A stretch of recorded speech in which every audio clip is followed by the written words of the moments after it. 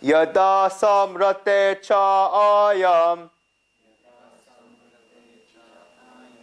Kurmo angani avasarvasha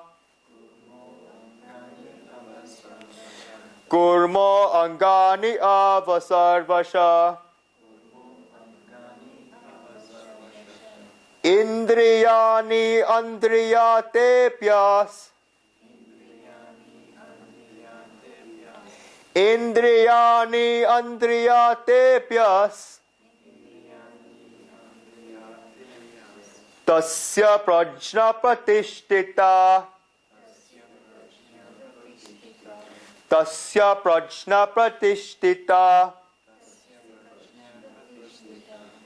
He who draws away the senses from the objects of the senses on every side, as a tortoise draws in his limbs into the shell, his intelligence is firmly set in wisdom. I said already, whenever the Gita has used examples, they've always been beautiful examples. And this is a very beautiful example to show a person whose intelligence is firmly set. We must understand this example of the tortoise very well. A tortoise is an animal that is built for defensive war. When a tortoise feels that it has encountered dangerous circumstances where it may be attacked, it does not waste its time trying to fight.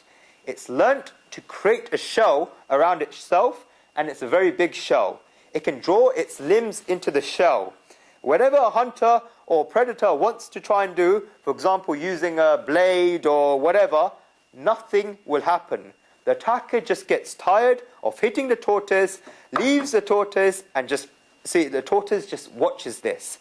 Once the surroundings are clear, the tortoise brings its limbs out of the shell and continues its journey. Until then, it always rests inside the shell. It has a defensive mechanism. In today's circumstances, you, I, and all of us have to understand this demonstration. During Guruji's Srimad Bhagavat and Ramayana Kathas, Guruji often stays with families because he travels around the world.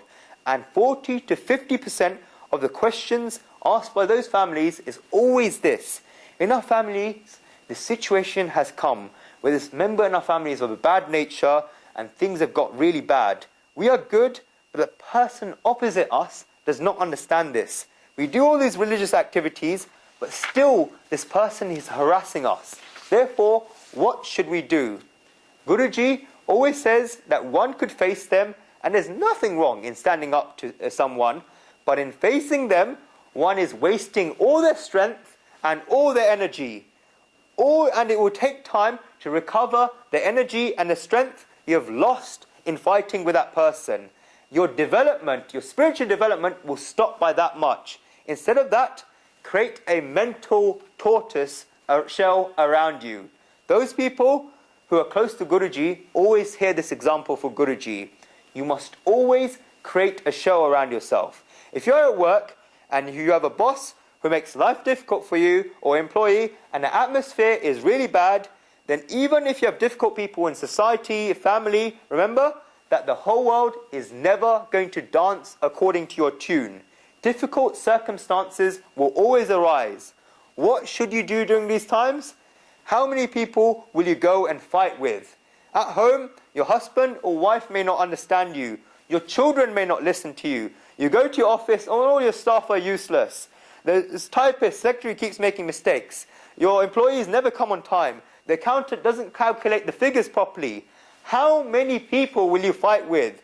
If you use up all your strength and energy in fighting with all these people, then how will you develop? God has given us strength and energy for our development and not in fighting. Therefore, whenever difficult circumstances arise, just create a mental shell and go inside it. Make a decision that you do not want to punish yourself for somebody else's words, behavior, or nature. And why should you? If your typist is useless and keeps making mistakes several times rather than improving every time, then why do you need to get angry and ruin the peace that you have inside? Your husband, your mother-in-law, daughter-in-law may have this nature and you hope they can improve, and you even put your point across. For example, there's a problem here, and if you improve it, then it'll be good for our family, our relationships will develop. But if they do not listen, then what can you do? At that moment, create a mental tortoise in your head, put yourself inside this shell, and save all your energy, save all your strength. Rather than saying that you should wait for bad circumstances, I always say that when you see these dark clouds of circumstances forming, then create this mental image and get along with your life immediately. This is the only way. You must face it and you must accept it. You've seen up until now that fighting solves nothing, so try and experience what Shri Krishna is saying. You wasted so much energy in fighting, but now you should save and conserve that energy and only use it for constructive purposes. That is called settled intelligence. When we look at this verse from a second way, this verse shows us how we can control our senses and save them for good purposes. If your senses try to fight against the objects, then that is damaging to the senses. Because as soon as you start to fight with someone, then you go down their route. Psychologists say a true master never fights with his servants. If your servant says something to you and you say something back to him, then you fall to his level. In the same way, you should not fight with your senses. You are settled in the soul, and therefore, how can such a small object make you dance to its tune? Pull yourself together. By fighting with the objects of senses, the status of your soul lowers. Either put the objects far away or understand how you can become a master of these objects.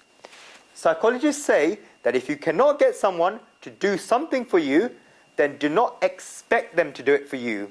And they give you an example. If a child is crying, then the majority of people will tell that child to stop crying. In such a case, the child will not stop crying. Then one may get angry with the child and tell it off. Then the child starts crying even more. The more the child is crying, then if you look at it intellectually, then it is your failure for you telling the child to calm down, but the child is crying more and more. The child is defeating you. Indirectly, the child is telling you that indirectly you can hit the child, but the child will cry more and more. How long will you be able to hit the child for? Well, because ultimately it is your child. Then what should you do? Child psychologists say that you should tell the child to go inside a room. You should not tell the child to keep quiet. You should be strict and put the child inside a room. The child would then think that the parent has the ability to control it. If the child is crying and the parent keeps telling the child to stop crying, then the child will be happy inside, thinking that his parent is telling it something and it's not stopping crying. This will be the parent's defeat. In the same way, in front of sense objects, you should not keep saying that you're going to stop the senses. This will not work. Either you must keep the object very far, or you should pull the senses inside, like the tortoise. And this we can learn from the tortoise. What does it mean to pull the senses inside? The senses have two parts. One is the outer body part of the sense, and the other is the inner part of the sense. This is the Brahmatattva, which is stated in the Upanishads. For example, when hearing with the outer part of the sense of the ear, there's also the part of the ear inside. With sight, the outer part of the sense is the eye, and then you also have this sense inside us, which is the strength. And we must understand both of these. People try to curb their senses a lot. I'm not prepared to believe this. Guruji is not prepared to believe this, but there's a legend about Surdasji. Guruji cannot believe that a wise person like Surdasji could do something about this, but there's a rumor that at a young age Surdasji saw a beautiful woman and he thought about how beautiful she was, and a desire for her grew in him, and then Surdasji thought that it was only when he saw that beautiful woman that desire came in his mind, and so he pulled out his eyes. It is said that he thought that these eyes gave him the desire for the beautiful woman, and therefore they should be taken out. There's also a legend that Surdasji was blind from birth, which Guruji believes more, and I believe more as well. Intellectually, I cannot believe that the same Surdasji that got such great pleasure from the divine acts of Sri Krishna could have done such an act. I cannot believe that he could have seen a beautiful woman and just pulled his eyes out like that. There is a sequence. The object is outside. The interest of the object is not outside, but inside. The sense is the means in the middle. Let us imagine there's a beautiful flower outside. The desire to see the beautiful flower is inside us. What do the eyes do? They are the bridge to join that desire with the object. If there is no object outside and there's a lot of interest outside, then the senses are unable to do anything. Not only that, but if the object is outside but there's no interest inside, then the senses also cannot do anything. Therefore, the object itself is not a bad thing, and the senses are also not a bad thing. The only problem is the desire inside. If I do not have a desire to see the beautiful flower, then I could pass the flower, but not see it. And this happens a lot. You may be walking on the street, and one of your relatives shouts out, "Did you not even see me? Have you forgotten me?" And you will say, "I have not forgotten, but my concentration was somewhere else." They may have seen their faces with our eyes, and the photo may have been printed inside, but we didn't register them in our mind because our mind was somewhere else. At this time, the mind had no interest in seeing the other person. And if there is no such interest, then even if the object is there, then the senses will stay in the same place. So whatever you do, you have to do it curbing this, getting rid of this desire. You cannot destroy the object because the desire inside is so powerful that even if the object is not there, then it will create such objects. The mind is so powerful. If you do not have objects on the outside, then it will create such objects. If a person is fasting but wants food inside, then at night time in his dreams he'll go to the best 5-star hotel in the world and he'll have a 7-course meal. If the objects are not outside, then the mind is creative and that 5-star hotel will reach you in your mind.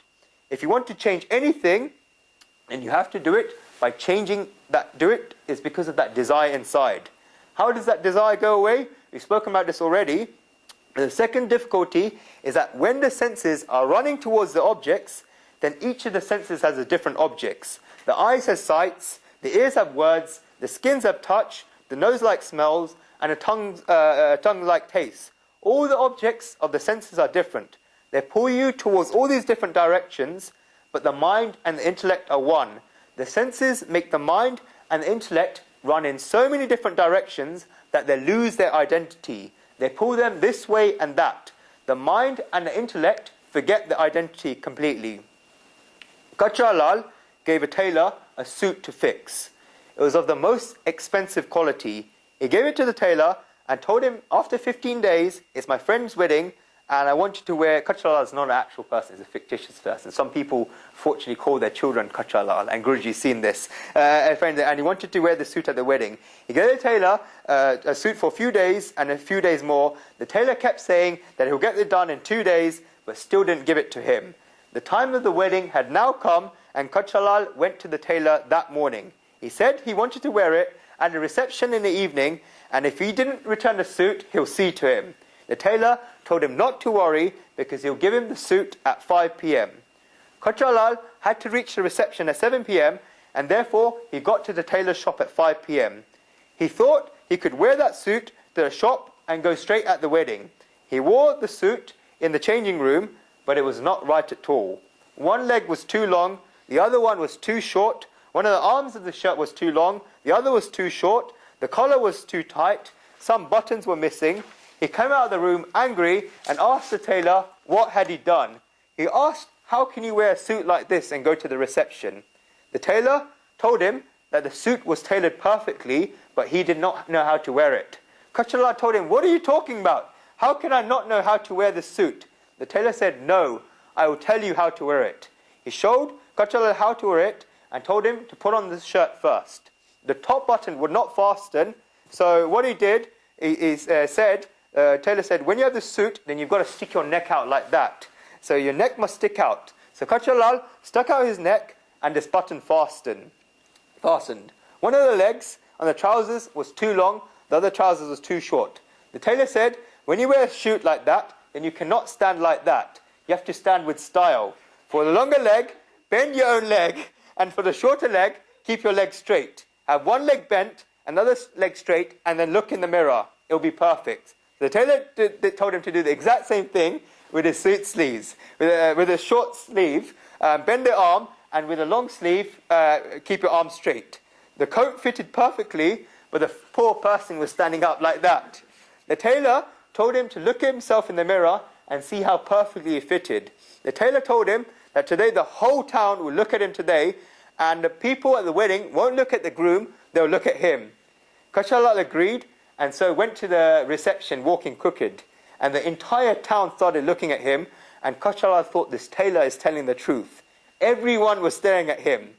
When he reached the reception, then everyone's attention fell on Kachalal because he was standing and walking crooked. His neck was standing out, he had one leg bent, the other straight, one arm bent, and the other straight. A person came to Kachalal and asked him, "Can you give me this tailor's address?" Kachalal thought, well, this suit is really good that he's asking for the tailor's address. But if I give him the address, then he'll get a similar style, and therefore he'll be my competitor. Therefore, Kachalal asked him why he wanted the tailor's address. The person said, "For making a perfect suit for a person who walks as crooked as you, your tailor must be a genius." The reality was that Kachalal was a straight walker, but he adjusted himself according to the suit. You know what? All our states are like Kachalal. All our five senses are pulling us in different directions. And in running after the objects of the senses, one's identity becomes so bent that we do not even know what our true identity is. People have forgotten who they really are. Their eyes like to see something, their ears like to hear something. When the eyes want to see something, then the mind is running after something that the eyes wants to see something, the mind is running something that the ears want to hear. You have not finished hearing half the thing, then tongue runs after something it wants to taste. There is all of this in running after the objects of the senses. After running so much, the person becomes completely crooked and bent and completely forgets about who he really is. Where does the state come from? It is the desire inside that makes us run after these things. How can one get rid of this interest? We have learnt that the senses themselves are not a bad thing. What is the fault of the eyes? What is the fault of the ears? The object is not a bad thing because it's just an object. You are the consciousness, that's the matter, that's object. You are Brahman. A thing cannot make the consciousness of an individual dance according to the tune unless the individual soul asks for this to happen. The fault is not in the object of the sense or the objects, but only in one thing, your inner desire for the object. How do we get rid of the interest? For that, Shri Krishna gives us the answer in the next verse, verse 50.